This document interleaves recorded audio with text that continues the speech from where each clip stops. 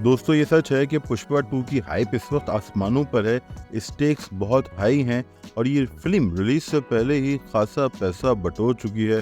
मगर भैया ये भी सच है कि इसका मवाजना बहरहाल बाहुबली 2 से नहीं किया जा सकता।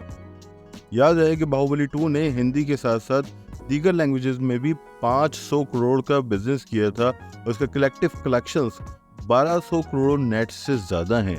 और अगर वर्ल्ड वाइड ग्रॉस की बात की जाए तो ये 1800 करोड़ पे नज़र आती है, जो कि नाकाबिले यकीन है। अब पुष्पा 2 यकीनी तौर पे हिंदी में 400 करोड़ कर सकती है, चलो मान लो 500 करोड़ कर लेगी, और तेलुगु सर्किट में भी ये बहुत अच्छा बिजनेस करेगी। मगर याद रखें कि तमिल, मलयालम और कन्नड़ जबानों में इसका रिकॉर्ड बिजनेस शायद ना हो सके। इसी वजह से आखिरकार ये बाहुबली 2 से कुछ पीछे दिखाई देगी।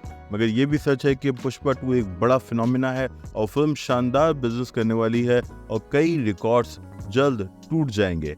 दोस्तों कैसी लगी आपको ये वीडियो? अपना फीडबैक जरूर दें, चैनल सब्सक्राइब कर लें। जल्द मिलेंगे, टेक केयर।